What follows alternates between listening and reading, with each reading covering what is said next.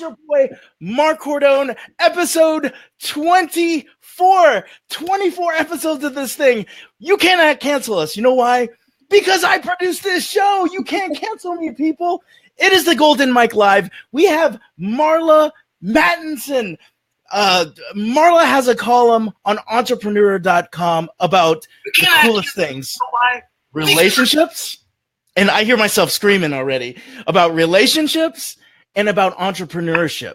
So for those of us who have something that we're passionate about, something that we're hustling about, can we do that hustle and also be in a loving relationship? I before this, I told Marla very openly, I don't think I'm one of those people who can do it. It's either my business or somebody else. But Marla said, I'm absolutely wrong. Yeah, she gave me that face.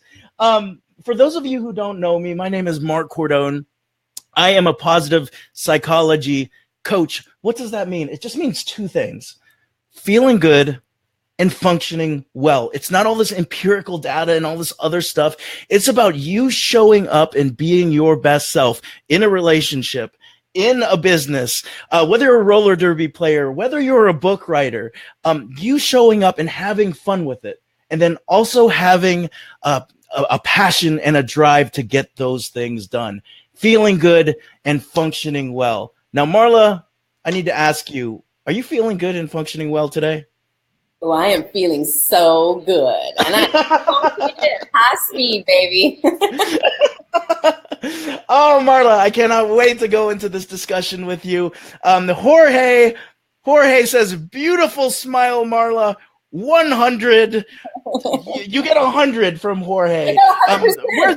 Where's my? What do you grade me, Jorge?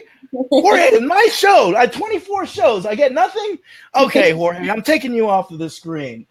Before we talk even a little bit more about this, the feeling good and functioning well, for those of you who are out there and you're already feeling good, you're already functioning well, give Marla and I some hearts. Can you give us some hearts? Yeah, you can. Yeah, you can. Yeah. Now it's Tuesday. Some of us haven't gotten our taxes done yet. Some of us may have had a bad weekend. Maybe some of us are going through a breakup or something like that, right? It's okay to have crappy days every now and then, right? So give me a thumbs up if you're just pushing through right now. I know that there's a couple of you online. I see y'all. Give me a thumbs up if you're pushing through right now, okay? Now, this is the piece that I feel the most excited about. Now, whether you're flourishing, whether you're having an okay day, if you feel hope, if you're feeling optimistic about tomorrow and the day after that, give me a big old wow face. Marla, can you give me a wow face? I did it before you asked. I couldn't help myself. I just got Marla, the relationship and intimacy expert for entrepreneurs, to give us a big old wow face. That is awesome. Jay and Cena, thank you for liking it. Now this is what we're going to do. Before I ask, I've got one more thing. We've got two authors that are coming up, y'all. I can't say it in the Beyond Resilient crew because we are currently locked out and we can't do a live. So I'm going to do it here. Uncovering the life of your dreams. The founder of IPEC Coaching, one of the largest coaching companies in the world and one of the highest rated coaching companies in the world, just wrote a book. Bruce D. Schneider did, that you can go and get for 25 bucks over at Barnes & Noble. You can go to Canada, get it for 30 bucks. But if you want it for free, join our Beyond Resilient crew. And if you're feeling extra froggy, maybe you can donate $1 or $2 so we can give this book out to folks who may not necessarily have the priorities of being able to put aside 25 bucks right now. And we can give that book to them as well. We also got from the Today Show, can't wait for this one, the happiness hack. Ellen Petrie-Lenz is going to be on the Golden Mike next Tuesday talking about her book, Happiness Hacks. It's part neuroscience, it's part craziness, Marla, and it's all good. She is sending me a whole bunch of copies right now so we can get our hands on these. Join the Beyond Resilient crew. Simple as that. Books are gone. Time to talk. Relationships, intimacy, entrepreneurship, and Marla Mattenson with us. Marla, so with all that said, what's your story, sister? What's my story? Wow. Yeah. Well, I gotta say, first of all, I'm excited about those books. I'm gonna totally check them out. Super excited. Yeah. Put them on my list. So my story, I grew up with my father as an entrepreneur. And so he's an attorney and he has his own business. He worked for somebody else for a very short period of time and then he launched his own practice. And so I grew up literally from a baby going to his office. And when I was 4 years old, I learned how to rollerblade and roller skate at the time. Now I rollerblade. But, we would go to his office and I would play with all kinds of his machines and files and sticky notes and things. And while he was working, so we'd go there on weekends. And so I grew up in an entrepreneur household where, the traditional 9 to 5 was not the only thing happening. My mom also had a 9 to 5. And so she would work her job and then she'd come and help my dad with his work. So a strong work ethic was something that was inbred into me from when I was a baby. And I love that about myself. I get shit done. And so that was the beginning, really, of really seeing what's possible if you put in the work. And then fast forward a lot of years, we won't say how many, but a lot of years. And I actually had to break down that mindset, which was you have to work hard in order to earn, and you had to work hard in order to get ahead.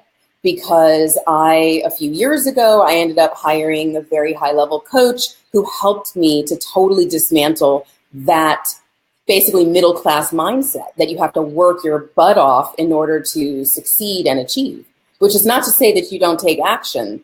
You have to take action. But you don't have to work your butt off every single day and be drained and have nothing left to give to relationship, nothing left to give to yourself. That is not the paradigm that we're talking about here. Interesting. So I feel like you're talking right to me right now, and I want to turn off the microphone and say, Marla, help me. But I won't right now. But talk to me about this work hard. It's input output, right? The harder you work, the more output you're supposed to get, right? And so that's a certain mindset. What is the mindset above that mindset? So it's not above the mindset. That mindset is important. Okay, we don't want to kill that mindset, but we want to acknowledge, yes, you need to work. You can't just sit around and meditate all day and say, oh, have it all come to me, and then it comes to you. No, it's a combination. So the work hard has a place, okay? And it's in the action phase of our work. What we don't talk about very often is what we call the unseen world.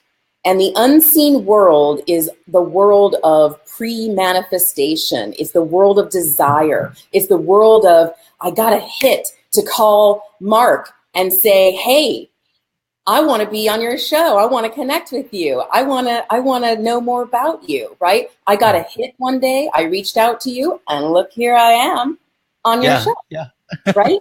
So it's about calling in from the ethers, calling in from, what they call the formless substance, calling it in from God, from spirit, from universe, and calling it into three-dimensional manifestation.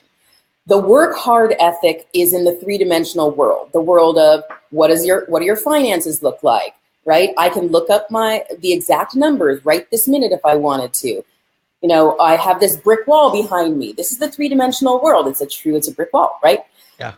And yet, everything that you see, everything that's tangible, everything that's in the world of our five senses has limitations and is from the past. Everything.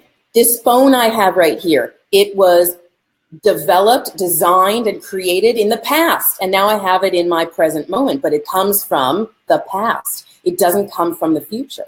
What comes from the future? The unseen world, the world of pre-manifestation, the world where desire, oh, I had a hit, I had a thought.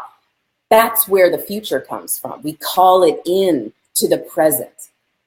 Okay, so let me ask you about this limitations. Can you talk a little bit more about what you mean by limitations, Marla? Like yes. some of the physical, this pen that I'm holding has limitations. What do you mean by that?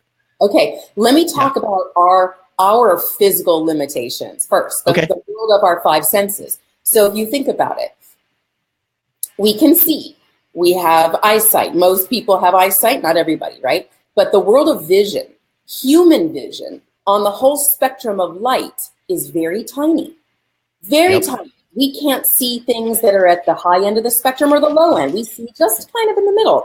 What about hearing? We can't hear super high-pitched noises. We can't hear very low tones. We are so limited. What about temperature for touch, right? Well, you can't be hanging out on the sun. And also, if you are exposed to extreme cold, it's over, game over, right? For extended period of time. So all of our five senses have these massive limitations. And so if we think we're experiencing the wholeness of the world and the wholeness of what the universe has to offer us, we are sorely mistaken. And so what do we have to do? We have to enact and engage in our multiple senses that are not part of the five sense world. So what does that mean? That means becoming aware of energy, emotions, the ripples that come through your life, So what do I mean by that? You can feel, let's say you go to a party, you can feel if someone is someone you want to get closer to or you want to stay away from, right? You can feel it. What is that? What is that? You can't touch them. You saw something maybe, but what did you really see? Right? You're interpreting something, but you're interpreting the unseen world. You're interpreting the energetics behind their actions. You can talk to somebody. You can tell if someone is genuinely happy or not, right? How? You can tell in the energetics underneath the tone of their voice. You can tell in the little micro expressions on their face. You can feel something going on that's not being spoken. Okay. So this is making sense a little bit more now, because as you're talking about things, it does make sense. Everything, all of our five senses have limitations, and even when you put them all together, it still is a slice of the totality of the universe. Is that what you're saying? That is exactly what I'm saying. So let's take that into business. Okay, let's do it. Let's take it into business. So here's the thing. You can see certain opportunities that are available for you because of your past, because of your five senses. You're smart. You've done your homework. You know what podcasts exist, for example, that are maybe in your field that you could go be a guest on or that you could have guests come in. You know where your ideal clients maybe hang out. But what you don't know is all of the opportunities that are right in front of you that you can't see. Why? Because of your own limiting mindset. Not because they're not there. Like, for example, when I got the column for entrepreneur.com to be the relationship expert for them, for entrepreneurs, where did that come from? I was at, as you know, we both know where we met, at Chris Winfield's event, Unfair Advantage, which is, I love the event. It's coming up May 2nd and 3rd. If anybody wants to go or find out more information, send me a private message. In any case, if you're ready for publicity.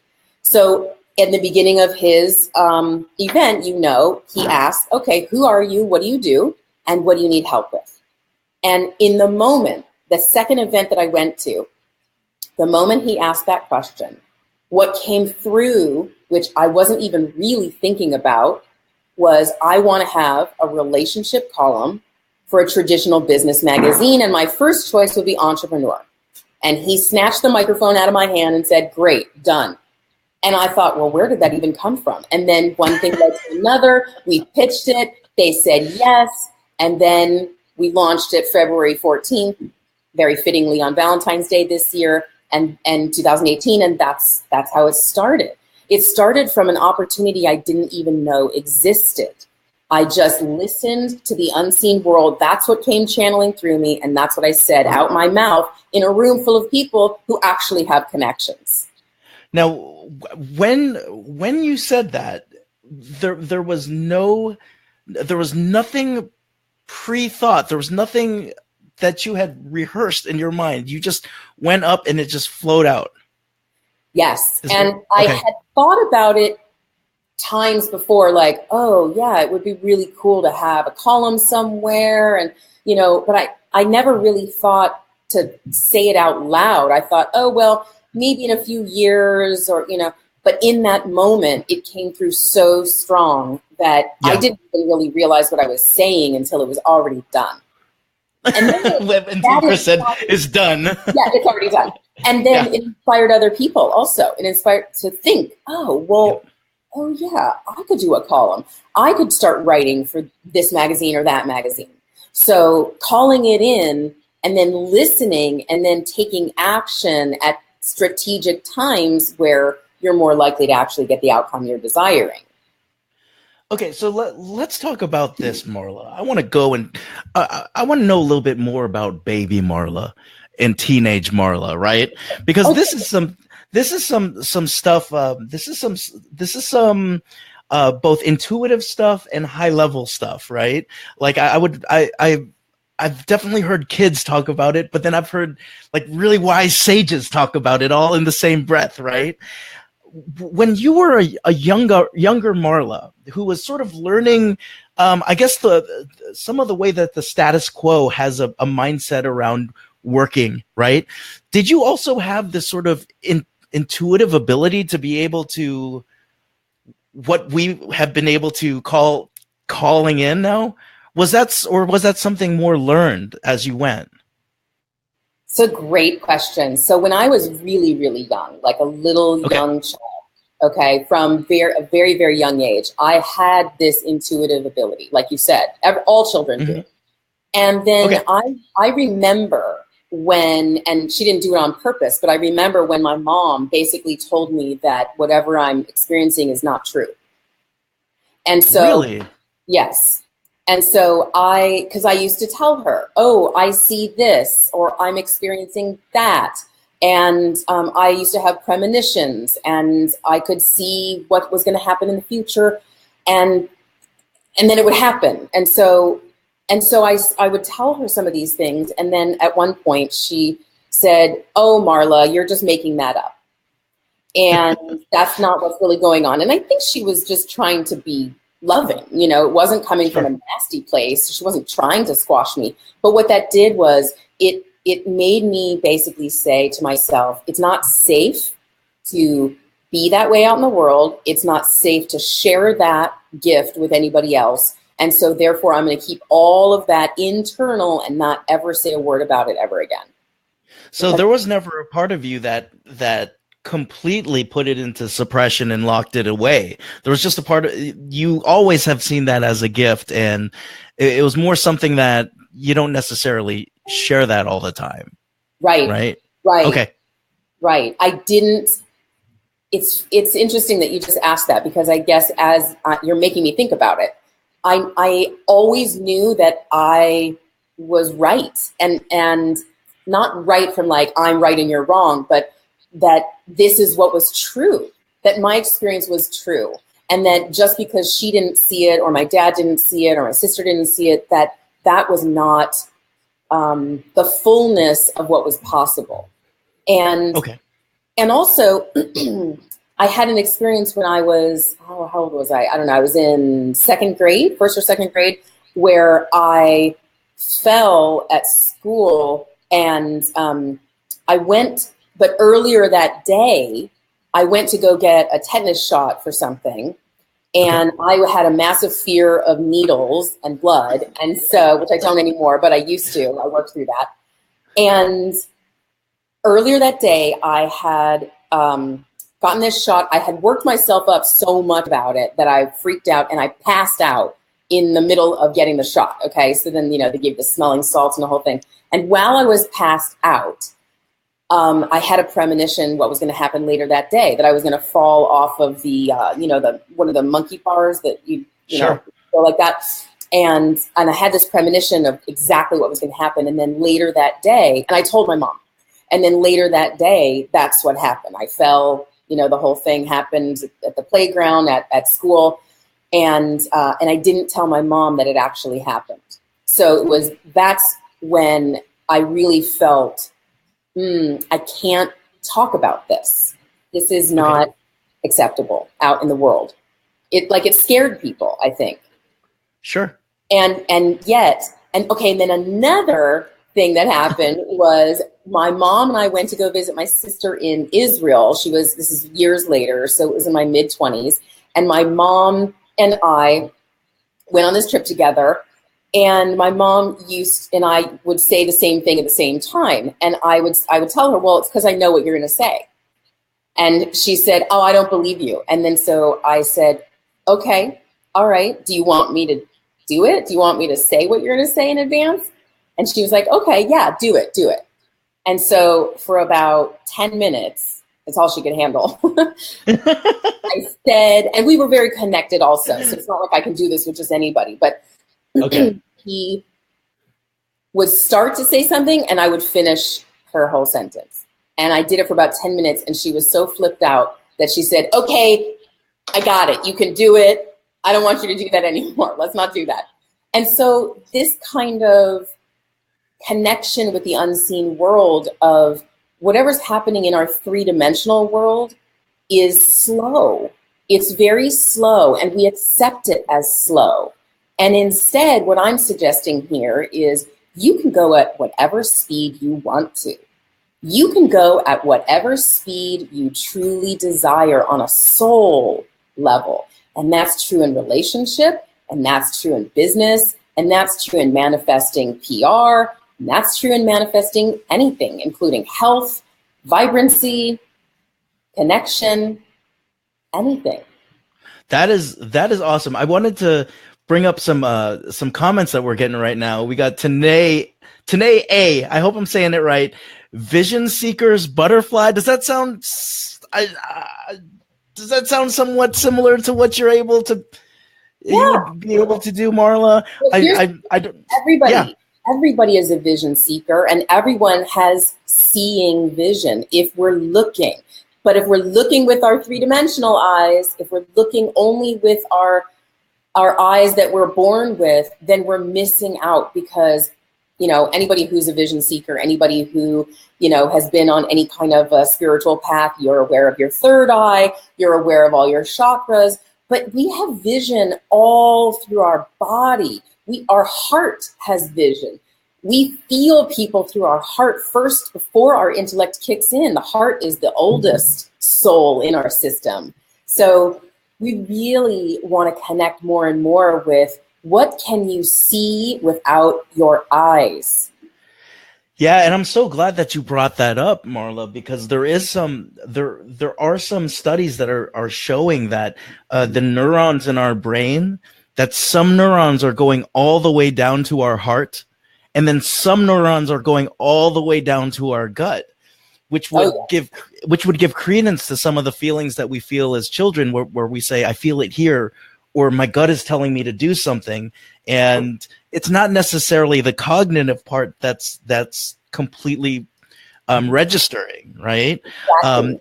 Yeah, and so I'm really glad that you brought that up. I also wanted to give a shout out to, yes, this is the Phil Collins from Genesis. Phil Collins are you in the studio today, Phil Collins? Send us your new song, Phil Collins. It's good to see you, Phil Collins. That's Phil awesome. Collins here every day. Love you, Phil Collins. So let me ask you this. If we can go whatever speed we want, what stops us? Like, why do we sometimes go slower than we want to go? That is the question. I'm going to turn that around to you for a hot second. And I'm going to ask you, why do you feel that we go slower than our desires are calling us to go?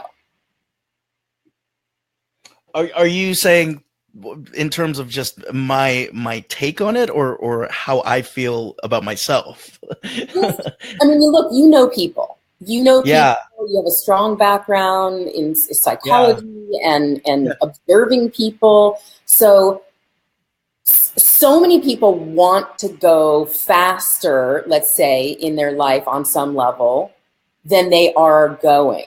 So what do you feel is stopping people from going as fast as they want to go?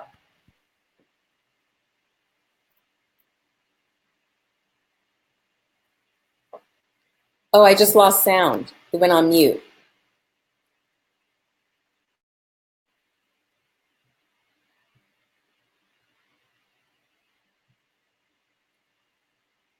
Uh-oh. You don't want to answer this question, do you? Oh, that's so interesting. Can you hear me? You can hear me.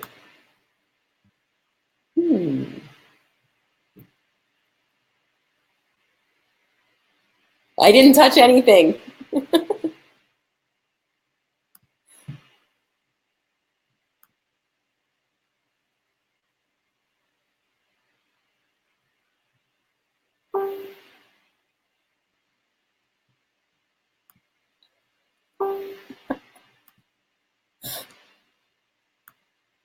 Stand by.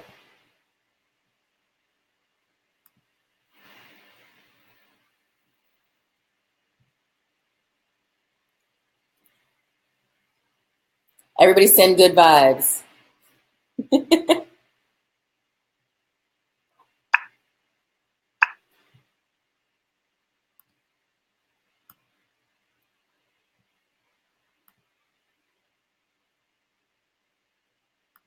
Qué interesante. I'm too shy to answer.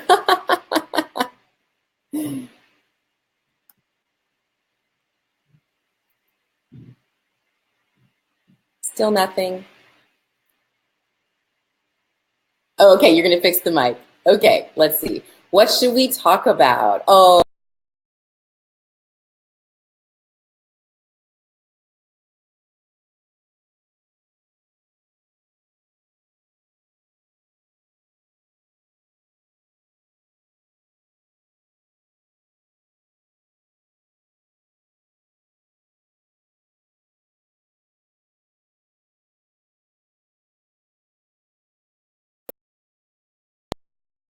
that people go slower than they want to in life.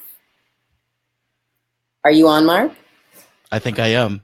You are. That was so fascinating. You totally killed the sound energetically. I did. I totally killed. I manifested slowing down sound. That was amazing. Thanks for sticking with us, y'all. Now, I would just throw out there that if there's one word that I could put behind it, it's the idea of or the feeling, the emotion, the thought of fear. A fear-based approach to solving problems. And I personally, I feel that fear keeps us safe. And there's a part of the brain that's wired for fear. That's why we don't take leaps. We stand close to the edge. We love amusement. We love coming close to fear. But then when fear becomes real for us, we step back. And I think in both entrepreneurship and now to stand up very straight, everyone, in both entrepreneurship and relationships, for me, I feel like I've done both with fear. So for everyone who stuck around, I let it all out. That's something that's very heartfelt for me. But I think that when it comes to entrepreneurships, this may be the first time in my life where I'm really letting it out there. And all the things that I'm afraid of are not happening. Yeah, I love that you just shared that. I feel the tenderness in, seriously. And, I'll share that the fear never goes away. So let me share, when I said in October of last year that I wanted to do this column for Entrepreneur, right? You'd think, from what you see of me out in the world, you'd probably be like, oh, whatever, Marla said it, she manifested it, and she has no problem, she's doing it, right? Well, not that simple. So I got the yes in November, okay? And then I could have launched it in December, but instead I went into a deep inner dive in December, and I had my own material to work out. I had some personal things that I was working with, and I sort of used December as a way to like wring out all the old and sort of let go of a bunch of things in my life and not move forward. And part of it was fear-based and part of it was growth-based. And so because I could have pushed through and done the column anyway, and instead I said, no, I'm going to just go into the truth for me right now. And so, oh, look, Michael said you have a beautiful smile. I agree. Thanks, Michael. That's true. Coach favorite.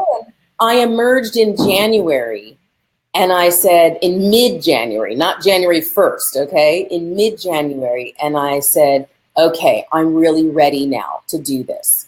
So I delayed it.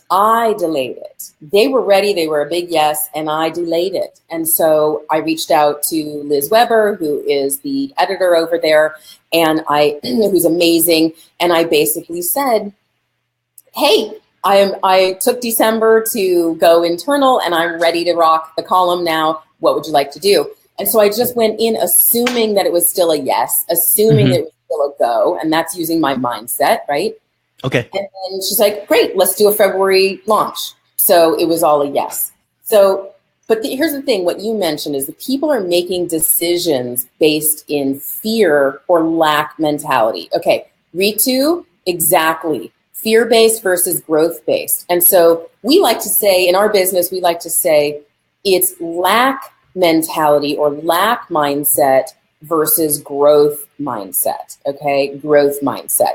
And growth mindset means you're willing to sit with all the discomfort. You're willing to take steps forward even when you have fear riding shotgun, which it always will, because that's the nature of fear. It arises for a purpose. The purpose is to keep you small and safe and secure. But guess what? As an adult, you don't need to be safe. Only safety, my mentor used to say and still says, safety is for children. Safety is not for adults. Safety is for children. We're not being chased down by a saber-toothed tiger anymore. We are not. And not to go into parenting styles and stuff like that, but in many ways, sometimes parents will reify a fear-based system. Don't do this because this will happen. You should fear these ramifications, But I also think that I think it was yesterday I was speaking with someone, and someone was like, you are completely fearless, Cordone. And I came back and I said, you know what? I don't lack fear. And in fact, like, the fear is still there. It's still the same gremlin. And sometimes it gets really loud and paralyzing. That's why I have coaches. That's why I go to Unfair Advantage, So I have that group, but it's really pushing forward despite all of that fear sometimes. Yes. Because getting to the other side of that brick wall is so worth it. And the person that I want to become, I know, is on the other side of that brick wall. And sometimes fear despite the fear, I'm still going through that brick wall. I'm going to say one thing to you right here. Yeah. First of all, we have our brick wall just for fashion for you, because you said it. I love that brick wall. Yeah. I know, it's so good. So here's the thing. The person that you know you can be on the other side of what you're calling the brick wall is actually already here. He's living in you right now. And this is the thing, is that when you see the best in yourself in this moment, and this is what's a little challenging, right? It's a little confusing, is that how do you use your imagination for positive, right, which is visioning, when you, at the same time, the part of you that has your fear pop up is going to tell you you're a liar, right? That you're a fraud. We all have that. Oh, I'm a fraud. I'm afraid of being, found out I'm a fraud. Everybody has that. Maya Angelou has that. Tina Fey has that. There's all kinds of quotes online that talk about how, Maya Angelou's like, ooh, I wonder when they're going to find out that I don't know what I'm doing with writing. Unbelievable. Right? Unbelievable. But that's the thing, is that I call it the spectrum of imagination, which is we use our imagination for good, which is for visioning and seeing the best in ourselves and others, and for visioning our relationship the way we want it to be, for visioning our business the way we want it to be, our health, our sex, everything, right? And we have the other part of our imagination, which is the negative, the shadow side, which is you're a big liar. What do you mean? You don't have $10 million in the bank right now, you big liar. You're using this visioning statement to say, oh, and I have $10 million or $100,000 or whatever your thing is, whatever your goal is financially. Mm-hmm. And part of your brain is going to tell yourself that it's not true. But guess what? The vision isn't true either yet. However, this is now the unseen world, okay? Because it is true in this moment. And how do we know it's true? If you have the desire for it, the desire is part of this world. It's just not part of the three-dimensional world. Desire is part of the unseen world. Therefore, if you have a desire for something, let's say for $100,000 in the bank, for example, okay? It's already here right now because you have a desire for it. It's just not in manifestation form where you can access it with our three-dimensional world. What are you hearing me say? I see gears turning. What's going on? No, I think that I think it makes sense. I mean, I just kind of turned off and forgot that we were on a live Facebook and was just kind of listening right now, right? And I think this feeling of calmness just came over me. Right. And so this persona of a neurotic man, you know, which I am completely neurotic, but like sort of the idea that it's all there. All the pieces are there, you know, and just sort of this sort of calmness, Marla. And I do appreciate that, you know. So what you're feeling right now is what we call the inner elder. Oh. The inner elder is the part of you who's already lived through this whole experience. It's the part of you, the older version of yourself that's hanging out going, oh, hell yeah, Mark, you're doing it. You've got your next steps. I know exactly what your next steps are. Come my way. You've got this. And that calm that comes over us is when that inner elder is present. And that's where we make our decisions from. So we asked earlier, what makes when you have a desire for something, why does it happen so slowly for some people, right? Why doesn't it happen immediately? And this is why we're not connected to our inner elder who already knows that it's done. It is already done. You have a desire for it, it's already done. So why am I not connecting with my inner elder Mark more often? Why? Come back. Where did you go? Like, what's going on here? And for those of you who've connected with your inner elders, I want to hear about this. Yes. And by the way, Jay and Cena, who says, I'm in my head, but that's a different conversation than a few minutes later. Seriously, needed to hear this today. Thanks, guys. Yes. Melanie and Amanda, it looks like y'all have been having this conversation. Keep it going. See, I now I'm coming back. I'm coming back in my body and remembering I'm a part of a Facebook Live show, right? I needed my inner elder to come back and be like, yo, the show still goes on after a technical difficulty, right? So all this cool stuff. Quentin with a big old smile cry. Good to see you, Quentin. But yeah, how can we tap into this inner elder more often? I love an exercise. And by the way, if anybody has any questions about anything we're talking about, definitely post something. We're down. We're totally down for that. An exercise that I love to teach is to write a letter from your inner elder to your current self. You need to have some time, some space. You need to have, no distractions. Go somewhere that you feel really connected to yourself. And maybe you want to prep a little in advance by taking a nice hot shower or bath or putting on some candles and really take, a couple minutes to meditate, to ask, what do you have to share with me? What is important for me on my path right now? And then start writing and just let it flow, let it flow, let it flow. That is one exercise that is so beautiful. That sounds really, really cool. And it's very similar to a positive psychology. I think it's the same thing, but in positive psychology, there's a little hack called, if you could spend the day with your older self, what would you spend the day talking about? And then we bring it down to, if your older self had 30 seconds to tell you something right now, what would he or she say to you? Right. So it might be the same thing, but also at the same time, it's so cool to see all of these different disciplines coming together, right? If anybody is having this sort of moment where you're having a conversation to your inner elder, like mine just said to me, calm the hell down. I want to give a shout out to Phil also. Phil Collins here. He said, I love it. Fear of the unknown. Yep. You nailed it. You nailed it, Phil, because here's the thing. When we know, I know for a fact that I'm supposed to be, let's say, at Chris Winfield's Unfair Advantage event in May. If you've had the hit to go and you are waffling on your decision, for example, that has to do with fear of the unknown. How am I going to pay for it? How am I going to move, get my kids' childcare? How am I going to move things around on my schedule? What if I don't really know what I'm talking about, that I need to, get PR and press around? I don't know what I'm selling, just move from desire. The fear of the unknown is the thing that stops us and slows us down more than anything else. So Phil Collins nailed it. Studio. You can always depend on Phil Collins. Love you, Phil Collins. You got a shout out from Melanie Klein too. Marla is my coach and inspiration. Big yellow heart. Always down.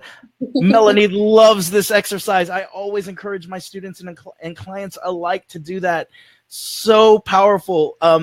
Yes, I would agree. Even just this idea of an inner elder, that the idea of transcending space and time now, right? These experiences are they're to be lived in the present, but there's also some sort of something larger, right? And that greater good, that larger good, is larger than just the present, the future, the past. It's larger than what you said we can pick up with our senses, our five senses. Yes. I absolutely love this. Now, before we moved forward, I did want to ask you, how do you define the word desire? Because desire could mean I need, I want, I must have. Like, what do you mean by desire?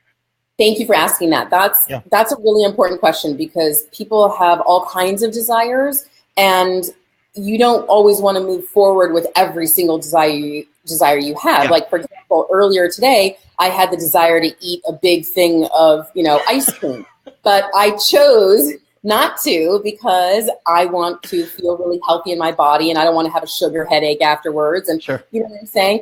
There are times that I will indulge in that, and right now, no. So yeah, I had a desire for that, but that is coming from a place of a short-term desire, right? It's not going to give me the results that I want long-term. So here's the thing.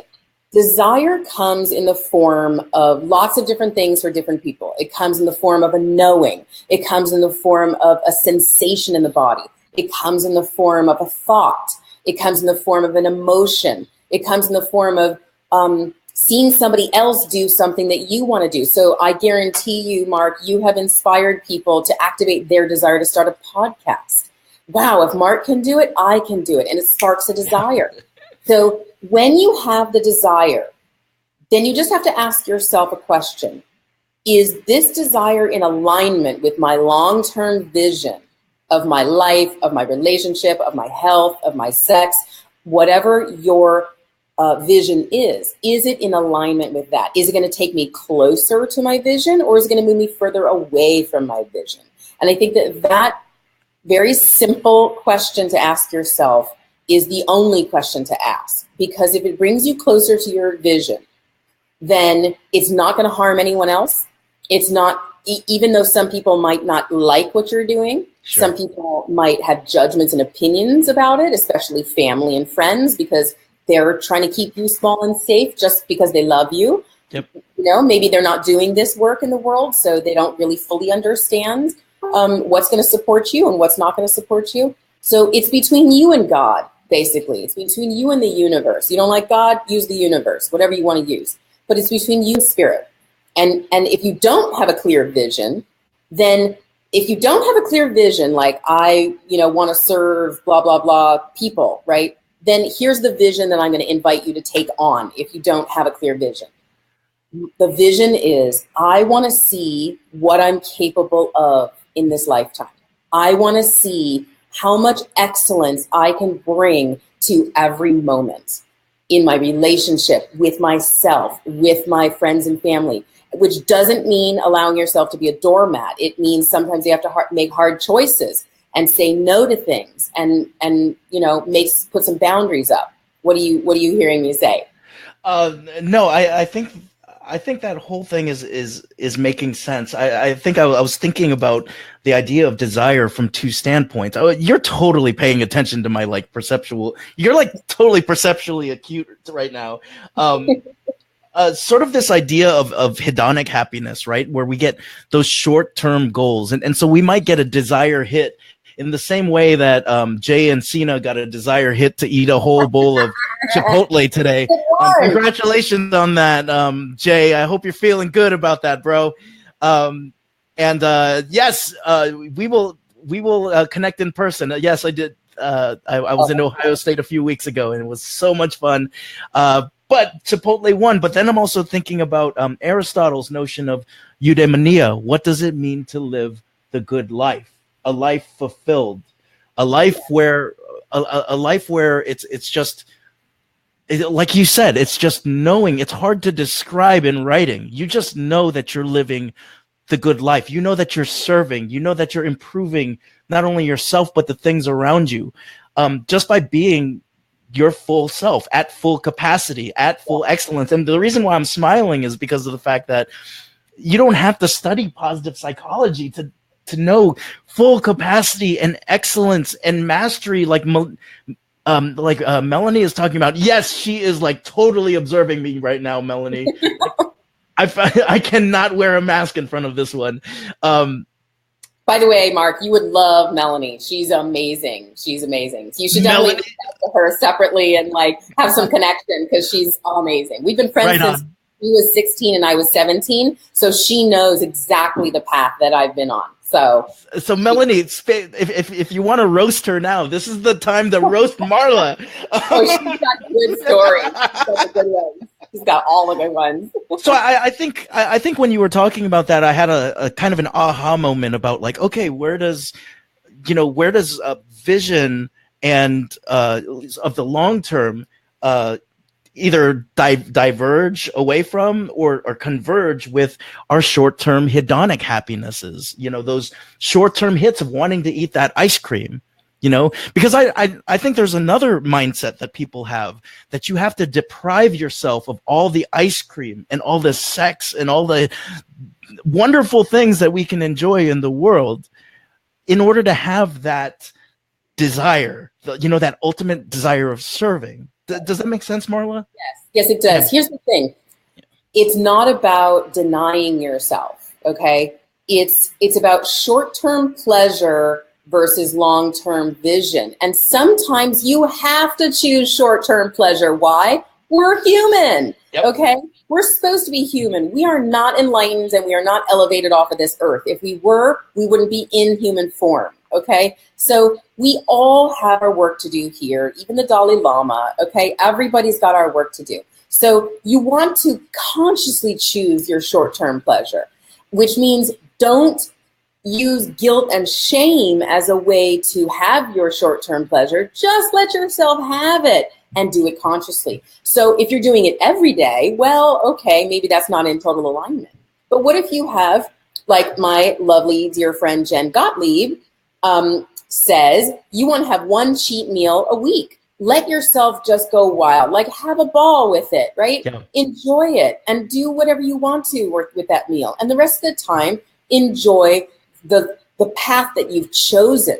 And let me just relate this to relationship for a second, okay? Because this short-term pleasure thing, if you allow yourself and you practice short-term pleasure as a form of filling your desires on a daily basis, then you're training yourself in relationship also to say whatever the hell comes out of your mouth, to just off gas whenever you want, to say, hey, blah, blah, blah, instead of really being mindful and consciously choosing the words that come out of your mouth. Is what I'm going to say, how is that going to impact my partner? How is that going to impact our relationship? Is this in service of what we call the union or the we between us? Or is this in service of me and my personal? And we have some techniques for serving the personal also, because sometimes you got to just vent. You have to just off gas with your partner and tell them the truth and just be unapologetic about it. And we have some procedures for that too, because you need to be able to do that in a structure, not just blah, blah, blah, and then, throw that in your partner's lap. What if they're not having a great day? Now you're going to have a big problem, right? So you want to do that strategically with your partner. Okay, so let's talk about this. And by the way, I love the fact, oh my gosh, I could talk to you for a very long time, I'm realizing this. But I love the fact that you talked about that idea of not using guilt and shame to practice some of the things that are like humanly make us feel good on a daily basis, right? We use the term guilty pleasures, right? Like that, those are icebreaker terms, right? What is your guiltiest pleasure? Country music, right? Or whatever, right? I like country music. Yeah. Well, I'm from Atlanta. So like I love the country music as well. George Strait is my man.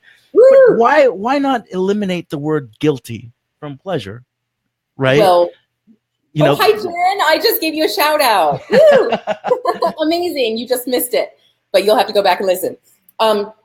So you're saying, why do we even have those words at all? Yeah. But, in terms of when we, the word guilty pleasure assumes the idea that we do things in guilt and shame. Right. But if we were to practice things that are pleasurable to us, without the guilt and shame, there's no longer a term. It's called guilty pleasure. I'm just throwing it out there.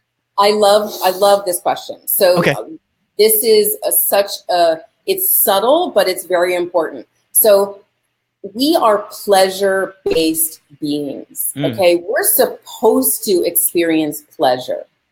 How many of you out there who are watching right now are choosing pleasure, not for short-term pleasure, but for a long-term lifetime of pleasure?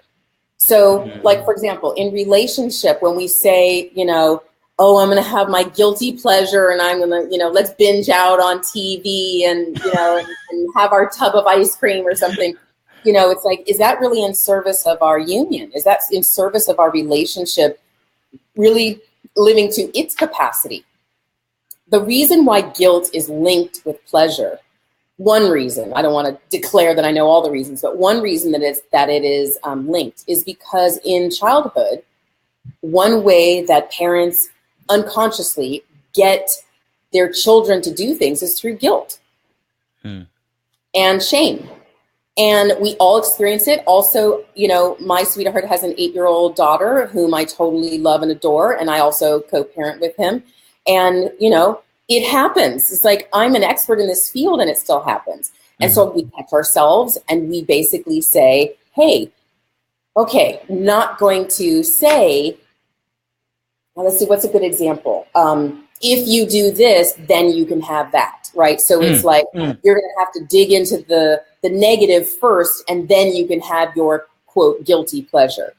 The guilt cycle in our families is so strong, and most people are motivated by guilt and shame. They don't realize that they're not motivated by vision, where most of us are running away from what we don't want. Look, I'm doing a visual mark. We're running away from what we don't want, as opposed to moving forward for what we do want, which is our vision. I had to stop you because I had to get you. I wanted some attention to look at the visual. You got the attention. So worth it. Yes. Oh, do you see Jay's comment? As an Asian, I totally know how that goes. Guilt is a weapon in my household. It is. And so yeah, link that. That is so beautiful to share. We link guilt and shame with pleasure. And so what happens when we unlink that? What happens when we say, I'm going to consciously choose to eat this thing or to watch this episode or watch 5 episodes? Screw it. If you have a Saturday off and you want to just watch 5 episodes of, whatever show, do it and say, I'm choosing this because I want to, and I'm not going to feel guilty about it at all. I'm not going to use guilt as a way to suppress my pleasure, because what happens when you actually choose these things consciously, then you realize that satiates you at a level that you don't need to do it every day. You don't need to have that scoop of ice cream every day, because you're not overlaying your pleasure with guilt. You're not overlaying your pleasure with shame. Instead, the pleasure is just there, and you get to experience it and enjoy it. And then when it's done, you get to go, okay, great, what's next? You don't have to now work through your guilt and shame, like, oh, I shouldn't have eaten that. Oh, I feel so bad, I shouldn't have done that, right? Instead, you have more energy for yourself. You have more time and accessibility to your next move. That makes so much sense. And by the way, don't call me out on my own show for taking notes and loving what it is that you're saying just because you want to run in front of me.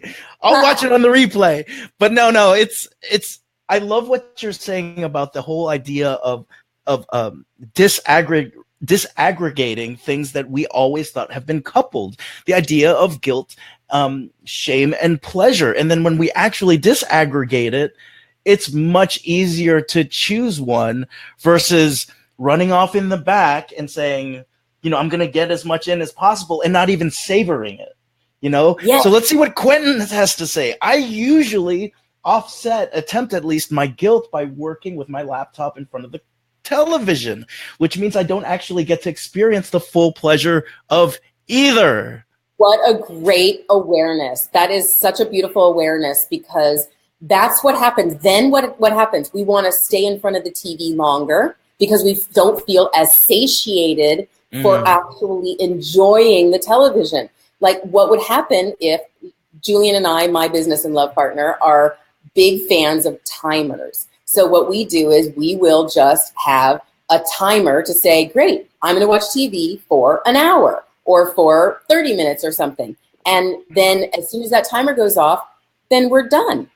Right. And so if you're doing your, your work in front of the TV, instead give your work the full attention, set a timer, give yourself 45 minutes of work, boom, close that laptop, and then set a timer for 10 minutes, 15 minutes, something where you can then enjoy the television. Close that. You're going to find you're going to be so much more effective. And what I love about that, Marla, and Quentin, thank you so much for bringing that up, in positive psych, we study the idea of getting into flow. And oftentimes we study that in business, right? So the first thing that you say is turn off the damn TV and focus on your laptop and get your work done, because that's how you'll get into flow. But then also what I'm hearing you say is that we can also go into flow when it comes to pleasure and pleasurable experiences for us, being with our partner, which I think is an amazing concept, almost living in flow, right? Yes. So given all of this, I could continue to ask you a lot of questions, but I want to know, what does that, let's bring this together with entrepreneurship and relationships, because there's a lot of huge concepts right now. And if anyone is like me, you've got like a tiny little like cup, which I'm holding, and it's like running over with ideas right now, right? But let's bring this into the relationship realm, into the entrepreneurship realm. And I guess the first thing in terms of your story, what made you make this declaration? Where did it come from to want to work with entrepreneurs and relationships and intimacy? So, oh man, I've been working with couples for over 23 years in different capacities. So I was a doula, helping women through labor and delivery and postpartum with their babies. And so I did that for many years, and I was a massage therapist and really worked very deeply and intimately with couples. I did a lot of coaching back then. Everything from clearing karma for your incoming children by basically doing a little extra work on yourself right before your child is born, to how to reconnect after the first year of having a child on an intimate level. And so my background in working with couples for many years, and then because my dad was an entrepreneur, still is an entrepreneur, and my mom worked as a legal secretary for 19 years and then became an entrepreneur. And she had a mobile dog grooming business because she loved dogs and she just wanted to be around dogs all the time. And so she created this mobile dog grooming business and a dog treat. And so I was surrounded by that. And it just spoke to me. I was an entrepreneur from the beginning. And then I went back to school. I got a degree in mathematics and neuroscience from UCLA, and then got another master's in math. And so I take this very logical approach to this very emotional material. And the way that I love to integrate all of this, especially for the viewers who've watched this whole thing, is we like to teach to live unapologetically kind in business and relationship. And what that means is if you are unapologetic in your life, that means you could be kind of a jerk, right? You could just be like, I don't care, what anybody else thinks. But instead, if you're unapologetically kind, then you are your most magnificent self, and you are aware that there are certainly, I love that, there's certainly ways that you could be kind in your delivery, which doesn't mean nice. And my coach that I worked with for a couple of years, he really distinguished between the idea of nice and kind.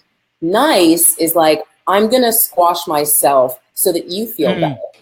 And kind is, I'm going to say what's true for me in a way that I'm going to do my absolute best so that you can hear it. And it's none of my business if you can't, right? It's none of my business if you can't hear what I'm saying because you're approaching me from your level of awareness, which is not the same as my level of awareness, which is not a hierarchy. It's just, like different places on the ice skating rink. You're over there, I'm over here. That's all. And so your level of awareness is different than mine. So if we live an unapologetically kind life, let's say in relationship, then that means I tell my partner the truth. I tell him what's really true for me, especially when it's about him, especially. But I do it in a way that sets us both up for success. And I'm not perfect at this. This is why we workshop exactly what we do, and we teach and we preach, right? Because we're practicing it on a daily basis. And we get better and better and better at it. And basically now I can hear anything he has to say and receive it completely.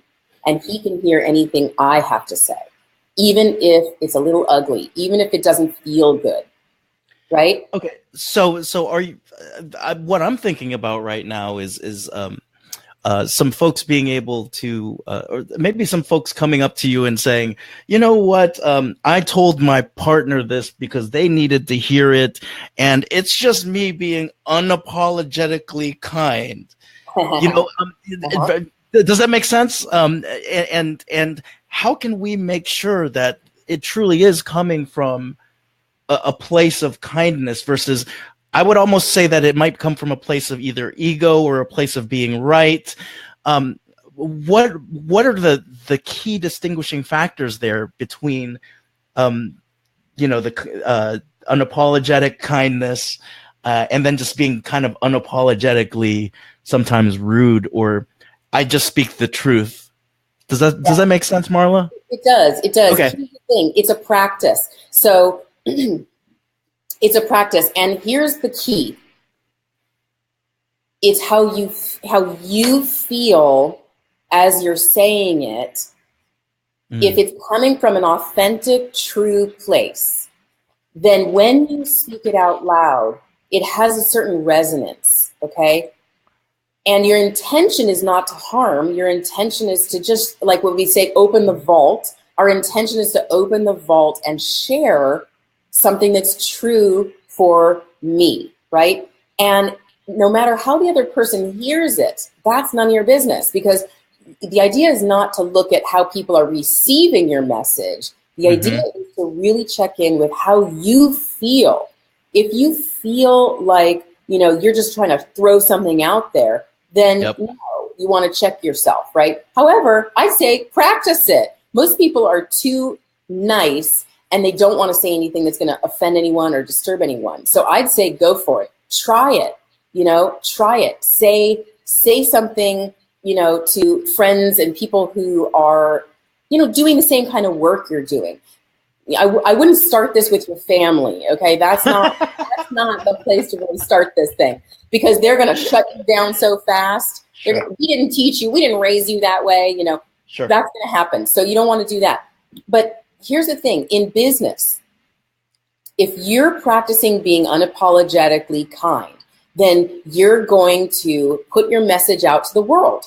You're going to, and I keep using Chris Winfield as an example, right, for Unfair Advantage in New York, like you're going to go to his event. If you have a strong message you want to get out to the world, you know that PR is part of it. You know that media exposure is part of that. So you're going to want to go to that event. And so to be unapologetically kind with yourself also, which is like, get your butt to that event if you feel called. If you don't feel called, don't go. Okay, he'll do it again in October. But if you feel called, how can you be unapologetic with yourself? Like, hey, this is something I want. I have this desire to get articles published in Time or Inc. or Money or Forbes or Entrepreneur, right? I have a desire to be in Good Housekeeping or to be on the Dr. Oz show or whatever your thing is, right? If those are your desires, get your butt over to his event, right? And, to be unapologetic in business, it's like my coach used to make me stand up at the microphone and say how much money I was earning, because it blew everybody away. I was earning a lot of money. I still am earning a lot of money. And so it's like to be unapologetic and say, oh yeah, I just had my first 6-figure month. Oh yeah, I made X amount this month. I made X amount last month and the month before. And to be able to say that at the microphone and feel the people in the room feeling like everything from inspiration and enthusiasm to who the hell does she think she is, or I could never do that. I can feel all of that. And we all can. We all can. That's why we don't say those things, because we can feel other people's responses. Absolutely. Well, and I'm seeing two things being integrated here when you're putting those, when you're saying that. I think the first thing is sometimes making those declarations, which sometimes society is like, you don't talk about sex and you don't talk about how much you make. What are you doing? But to make the kind of declarations that sometimes our coaches would have us make actually inspires other desire hits in other people. That's one thing that I just wrote down. If you allow me to look down at my paper every now and then, instead of looking at you. As long as I'm not doing something to show. Yeah, exactly. Yeah. And then I think the other thing then is also unapologetically, you're standing up there and your message can be interpreted in a million different ways. And but you're not apologizing for how it's being received. That's right. Is that what I'm hearing? That's exactly right. That when you're truly in alignment with your vision, then you're going to say things that will polarize people. And actually, that's the point. If you land in the middle of the road and everybody can agree with you, you're not living your vision. If you're not polarizing an audience and saying things that are outside of people's norm, outside of what people know, then you're not truly living the real vision coming through you. You're trying to be nice. You're trying to say it in a way that everybody will like you. Well, guess what? Not everybody's going to like you. Guess what? Not everybody likes me. Oh, well, that's none of my business. It's none of my business. There are people in my life who adore me and love me and care for me. And then there are new people coming in all the time who are like, oh, I really dig you, right? And over time, you start to develop who are your real friends? Who are the people who really are for you in what you're doing in your life? No matter if you have, $1 million or you have nothing, it doesn't matter. They're for you, no matter what's going on in your life. And that's not always family. That is such a big one to take right now. And everything is, I don't know about y'all, but it's all beginning to come together. The ideas of desire, nice versus kind, unpairing pleasure and guilt. all of it coming into this idea of being unapologetically kind in business, in entrepreneurship, dare I say, in parenting, in coaching, in whatever it is that you do, you know.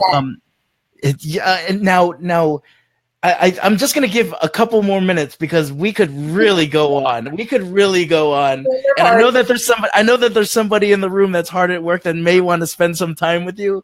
And so thank you very much for allowing us to go over a little bit. But now let's talk about the idea. We got the desire. We've got the vision. Things are happening. Let's make it last. Let's level up, right? We're talking about the next level stuff now. Mm-hmm. What are some things that,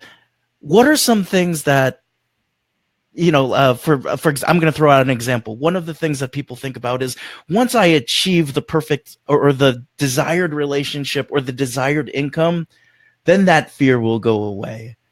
Then, right? Yes. What are some other misconceptions that people have about relationships and entrepreneurship that you've seen over your past 20 years that you could help us out with? Great.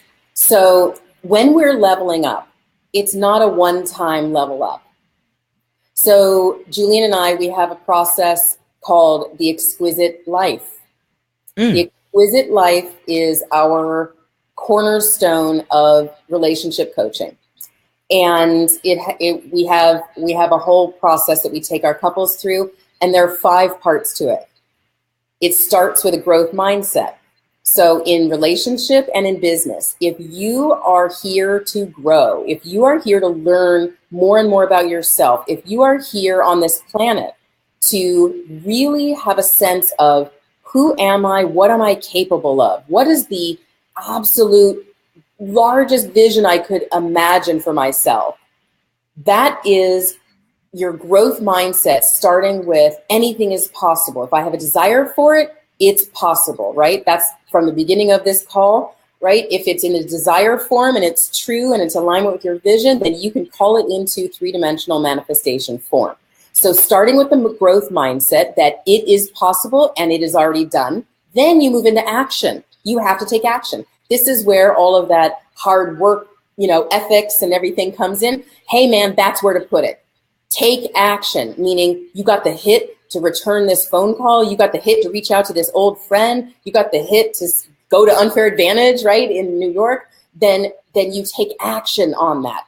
Then the next phase is reflection. So after you take the action, you go to reflection and you reflect on, okay, what happened through the action? Where was my growth mindset? What happened? And that's also the time for refueling. When you refuel and you reflect, then you fill yourself with your next level. And then you naturally emanate generosity. Generosity comes from when you feel genuinely filled. Otherwise, it's coming from scarcity.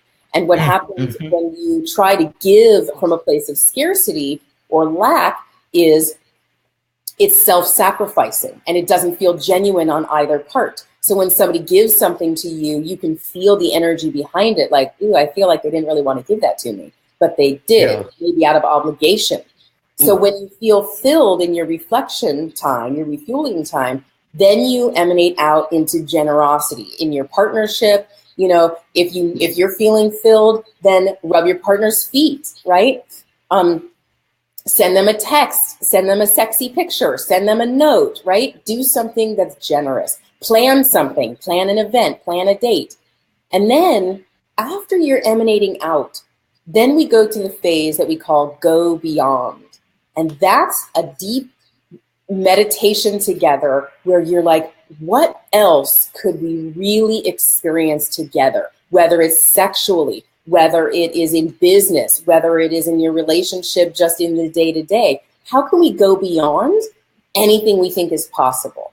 And that is so juicy, that time where you're like, I want to go beyond anything I've ever experienced in a relationship before. How do we do that? And you do it together. It's not just a mind intellectual experience. It's actually coming from a place of creation together. You're creating the next level. And then back to growth mindset. So you have to have your growth mindset in order to then take action on that new vision. Then you reflect, then you refuel, you get into your generosity, you go beyond again, and it's a continuous cycle that is always happening. So when we up level, that's just one level. It's a lifetime. It's a lifetime practice. To live the exquisite life, you must be dedicated to your own personal growth.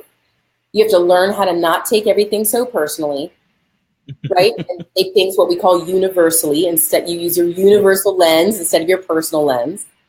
And you move forward together with your partner. You're not figuring out on your own and then presenting it to your partner. You're doing it together. Absolutely love it. Just to sum it up, growth mindset, action.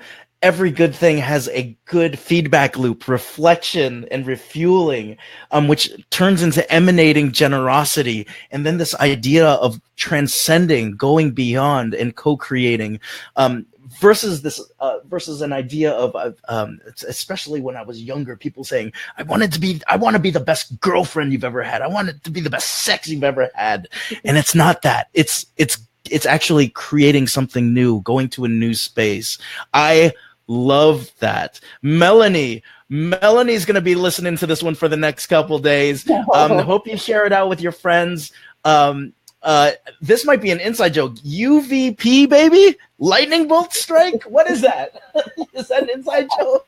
I don't know, actually. Mel, what is that? I have no idea what that means.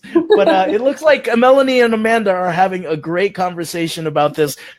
Enjoy that one. Now, I wanted y'all to know this knowledge pours out from Marla in the entrepreneur.com on the entrepreneur.com site with Ask Marla. So Marla, talk a little bit about that. Talk about the entrepreneur.com gig and what we can expect. 8 p.m. tomorrow is that the next one that's going up? Oh, yes, it is tomorrow. Okay. By the way, Melanie said it's universal versus personal. And so it's we call it PVU. That's why. Personal. Oh, okay. Gotcha. Got it. Okay. PVU, personal versus universal. She did UVP. Same gotcha. thing. So the Dear Marla column is on entrepreneur.com. And if you want to get it every week sent to you, then you can either go directly there or you can actually opt into on my website on marlamattenson.com, which is in the comments above. You can click on there and it'll you can get them sent to you every week. Just opt in on our page. And okay, great. And so I also, not only would I love for you to read the column, the next column comes out tomorrow and it's really, really good. Share it. If you dig it, share it out. Share it on Twitter, LinkedIn, Instagram, on Facebook. You can do it in private groups. If it's in a public sphere, tag me. I would love to see that you shared it. And I would definitely, I'll comment on it if you share it. And if you have a question on my website, on marlamattenson.com, you can also send us a question for the Dear Marla column, which I love, love, love questions from entrepreneurs. Anything about relationships, business, money, intimacy, anything you want. We love, love, love questions on that. Now, Marla, has there been a question that's come into you yet, or that you've received from the Dear Marla entrepreneur.com site, in which you've looked at the question and you're like, holy hell, I have no idea how to even start with that one, or I don't know how to answer that one. Like, is there anything that's just been, because you've got a lot of experience coming into this. Yeah, I do. So what I can say is sometimes I can't answer a question because there's not enough information. So always give more information than you think I need, because that'll give me a really great setup for, we can edit the question down if we have to, but at least if we have more information, then I can accurately answer the question. But I can tell you this, I have not run across any questions about relationship and business, not about nitty gritty with business, about, I don't know, and things like that. Like, I don't care about all that stuff. But I talk about relationship material and business and relationship material, intimacy, sex, anything like that. There's kind of not a question that I'm not comfortable answering. So okay, so gauntlet has been thrown, everyone. There is not a question that Marla can't answer. So I would say definitely go and check out entrepreneur.com. And remember, behind that article, behind those articles, there was a person that just kind of emptied her mind at I wouldn't even call it a networking event, and at Chris Winfield's amazing event, and just said, I want this. And Chris said, it's done. That's how fast things can happen when we allow that desire to that true desire, not only those Chipotle desires, right, that we were talking about earlier, and ice cream desires, but those desires that are fulfilling and us feeling like we're living the good life to really sink in, and we take action on that, right? And they scare us, by the way. Like, as soon as I said it, I was like, oh my God, wait, what did I say, right? So the fear kicked in right after that, and then I just calmed myself down. So it's not that the fear usually arises at the same time that you take action, and that's why the reflection tool is so essential. Absolutely. And because that's the part of the brain that's trying to keep us safe.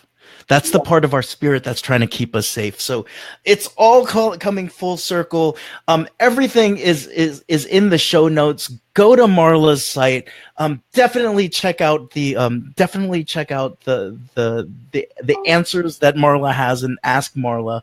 Share them out. Like Marla, love Marla, want some more of Marla. It's such a fantastic story. Now, Marla, I don't know if you know why this is called the Golden Mic, but if you will, I am going to do a visioning exercise with you to end the show, right? Okay. And Julian, thank you so much. Give me a big yeah, Julian. He went upstairs. Okay. So I want you to imagine, if you will, a golden microphone is descending from the ceiling, right? And is stopping right in front of you, Marla. And for 2 minutes, this golden microphone translates into every language all across the world. And so when I flip this switch, the golden mic is on. So you're officially on the golden mic, Marla. I love it. Oh, You need to know you can have, be, or do anything you truly desire. You are a child of the universe. Take action towards what is truly coming through you and allow it to come into this three-dimensional world to be of service. That's why we're here. Every human on earth is here to be of service in their own way. And our job on earth is to actually find and feel and experience what is my unique emanation that is coming through me, and live it moment to moment, day to day, and find those people around you. Allow yourself to interact with people you would never even talk to. Let yourself be more than who you are in this moment. See yourself as your inner elder in this moment now, who's totally unapologetic, because who cares? When you're 100 years old, who cares anymore, right? You're like, hey, I can say anything I want. Let yourself have fun. Remember, we're here to experience pleasure and delight and joy. And we're here to experience each other and see the best in each other. And enjoy even the difficult parts, because those are even more powerful than the happy, positive ones. When you can enjoy all the discomfort and you can use conflict as a way to connect with yourself and others, man, your whole life is flowing with grace and ease. And so it is. Marla Mattenson, you have said it all. An hour and a half of flow with you. Amazing. Ask Marla on entrepreneur.com, 8 a.m. Eastern Standard Time. The new one comes out tomorrow, not tomorrow. I'm getting ready to go up to New York tomorrow. Have some fun. Y'all, What is your unique emanation? Follow it. Marla, thank you so much. This is episode 24 of the Golden Mic. Technical difficulties and all. Thanks for joining us, y'all. Take care. Bye.